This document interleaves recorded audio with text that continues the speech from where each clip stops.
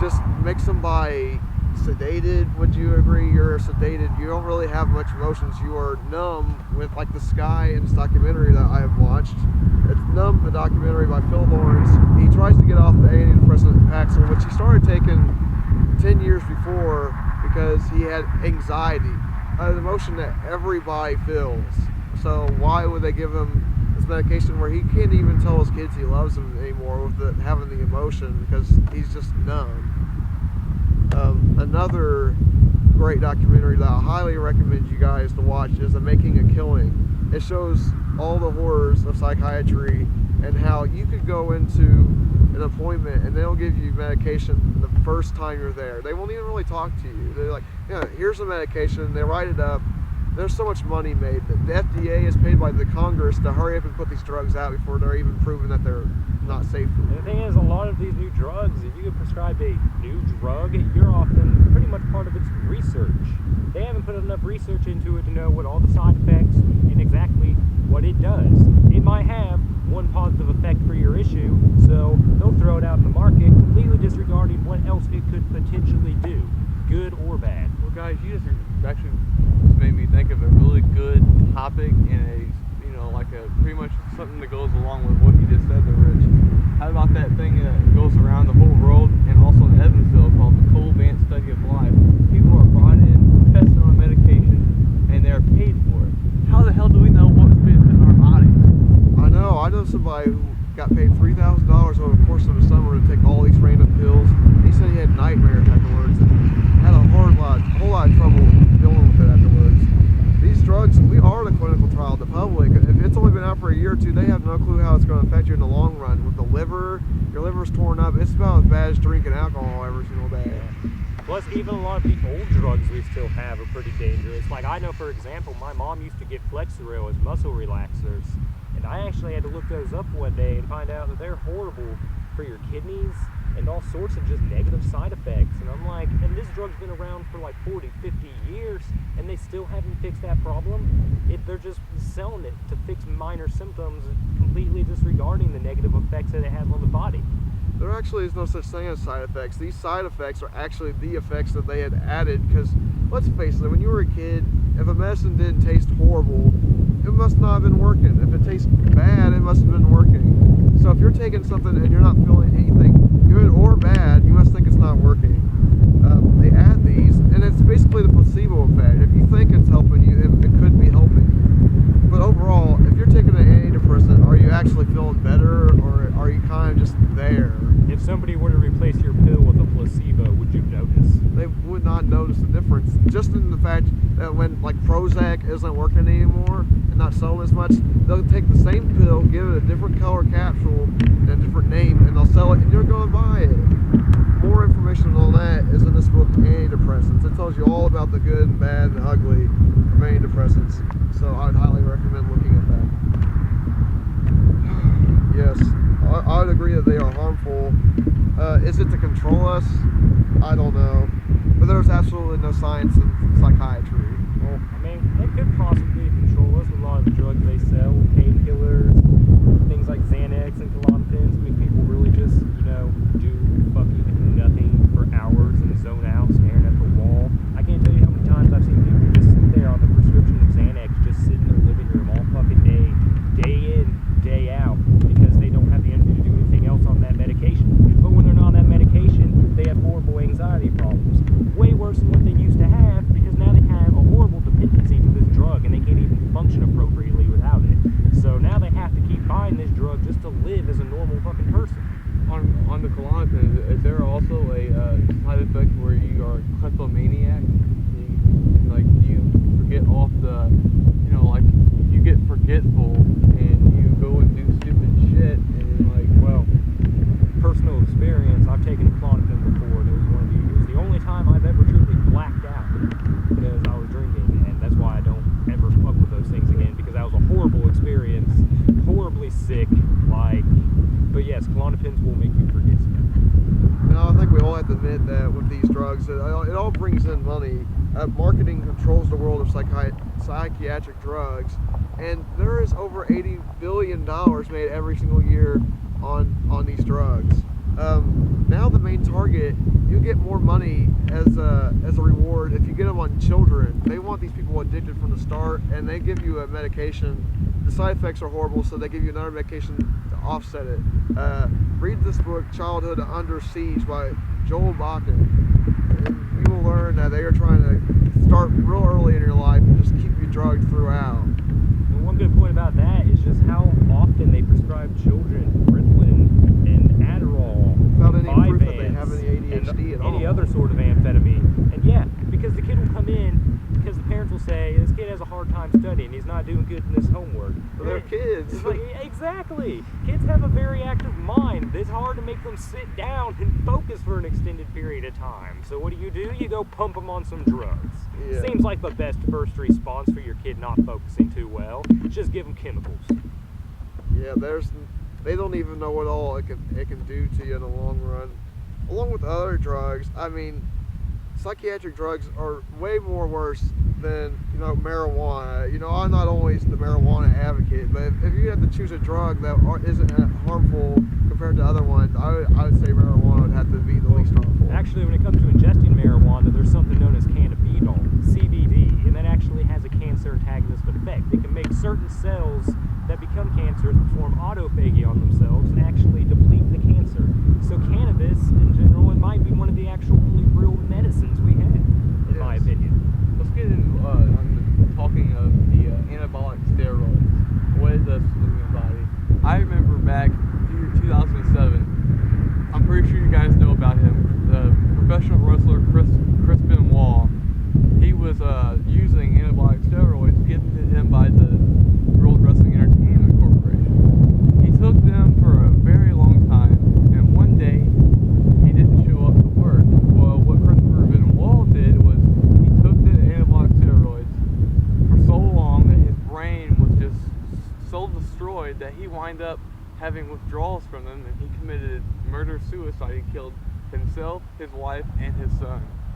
And there has been studies where people who had nothing, they had a perfect life. There was this one man who, was happy. He was a grandfather. He decided to take a trial on a medication to help with his anxiety, and then he murdered his granddaughter and his kids and everything, and then killed himself. Now, how do you explain that? How can you suicide and homicide caused by a pill, and yet it's still legal? Now, alcohol does horrible things too, and yet it's also legal, but marijuana, I've never heard of anybody committing suicide on marijuana. I've never heard of anybody committing suicide in marijuana either, except maybe in freak incidents, because, anything could happen. Yeah. But also, something else is some of our most condemned drugs. I'm going to throw out this example, LSD. LSD, for example, has actually had studies done in Switzerland to prove that it actually increases a percentage of your total overall brain usage.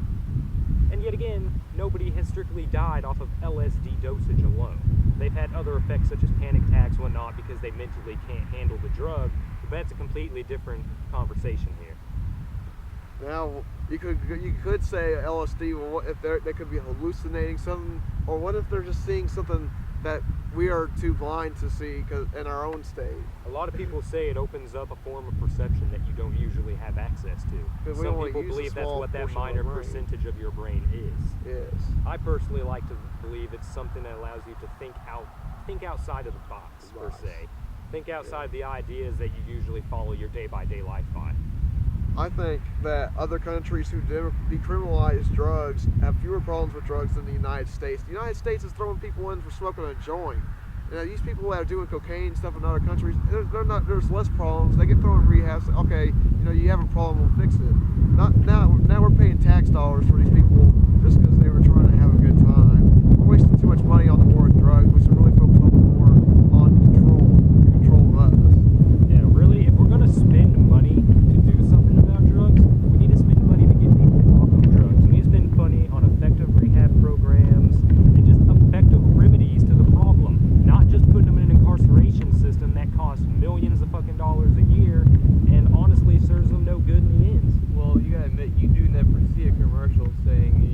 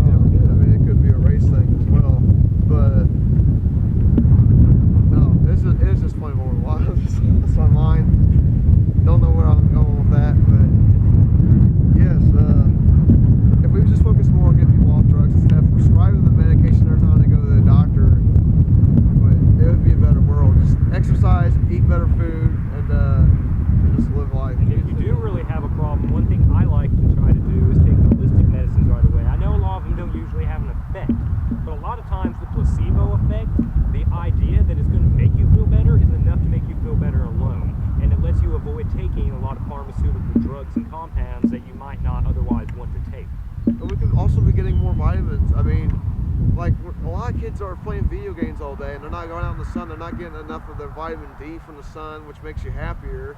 And processed food does not give you any vitamins. If you're trying to eat vegetables, but you say you don't like eating them raw, you'd rather have them cooked. When you cook them, you're losing your vitamins. So steaming's a rather effective way to cook them without losing a lot of vitamins, and that's how I cook a lot of my vegetables. That's a great alternative instead of cooking them and covering them with cheese and everything. There's nothing wrong with some steamed vegetables. You just say that you lost your train of thought, right? Yes. Look above you. Look over there. Chemtrails, man. Yeah, the chemtrails. Oh man, they've been mad out here. I They know, were I see really so mad many. yesterday. Should have saw my Snapchat. If you see chemtrails, take a photograph of it, post it on our page. We would love to see what you have. They're all over the place today. Yeah, I can count at least 12 probably. They My eyes must be are kinda catching on to squinting. us. I mean, they're They trying to weren't cover here an something hour ago. up. Contrails, they only last a couple seconds. These chemtrails have been here for a while. I like when you can actually watch a plane fly by the chemtrails and leave a contrail that dissipates quickly behind it while it's flying behind like 3 chemtrails. You guys Like, think okay. that if they do start issuing us the FEMA camps, just imagine what kind of drugs they'll be making us take. I mean, we're basically taking stuff that embalms us in some of I these mean, drugs. technically the fluoride they put in water is a forced medication. Yes. The fluoride they put in water is considered a medical compound. From the water supply. So that is a Greenwood. forced medication upon everybody who drinks fluoridated tap water. Now, not all tap water facilities fluoridate their tap water, but the majority do. I think an argument for the fluoride is a lot of people used to have horrible teeth. They probably thought it'd be better to have nicer teeth, but then they're dumber. Yeah, but something else you got to keep in mind is that they've actually done studying that if you consume too much fluoride, it actually does the opposite, and it makes your teeth something called fluorosis. It actually rots your teeth from the inside out. So it corrodes your teeth. Yes, from the inside out. Sorry, that's a very nice, beautiful 911 that just went down the road. Oh yeah. All right. Well, yes. If the doctor's trying to give you prescription drugs, just try and think of the alternatives. I mean, if you ultimately need it, but we can agree that disorders are not proven. So yeah, I mean, it's all basic biology in the human thought process. This is natural to feel sad. It's natural to be anxious. You just have to learn to deal with it. You can't have a pill for every ill. Yeah. Before you ever get prescribed Mind over by your matter, doctor, my friends. Mind over matter. Before you ever get prescribed by medication from your doctor, make sure you check what the side effects really are. Is there really a chance for suicide? Don't take it. That's pretty much 100% of the drugs. There's going to be negative effects to every single drug because that's what it's supposed to do. Yeah. I recommend self-medication as your first attempt before going to a doctor and being prescribed pharmaceuticals for any problem. So, yeah, just study, educate yourself, and stay happy. Okay, guys. Well, I'm Anthony Geary. I'm Heerdink. And I'm Richard Fowler. This is the episode Conspiracy 101 on drugs, and this is class dismissed. 2 minutes, 30 seconds left.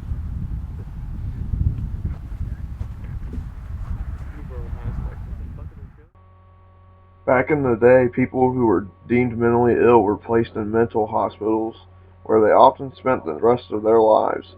Psychiatrists were on the bottom of the list of doctors and were not well respected because they did not have a cure. Around the late 60s, early 70s, psychiatrists started seeing their clients as patients and prescribing them medication that was supposed to manage symptoms. They came up with the Diagnostic Statistical Manual of Mental Disorders, or DSM, which was since grown exponentially with each version. Antidepressants such as Prozac, Zoloft, and Effexor are numbing the world and practically turning them into zombies. Pharmaceutical companies reap the benefit, and Congress pays them and the psychiatrists to have their hands dirty. And the FDA pushes these things without making sure they're safe. The psychiatric drugs are worse than many other drugs, and with marijuana, it has fewer problems, and yet it is illegal. no one can tell why. Alcohol is legal, and there is worse than marijuana, and you can see the reasons why it hurts the body. Tobacco is another illegal drug that kills. Why are these allowed? Electronic cigarettes are not better either. Cocaine and heroin and meth, it's bad and illegal, but at least the people who use it choose to do the damage, unlike psychiatric drugs, which are forced upon us. It's just a big mess. And nothing's good. Just get off the drugs.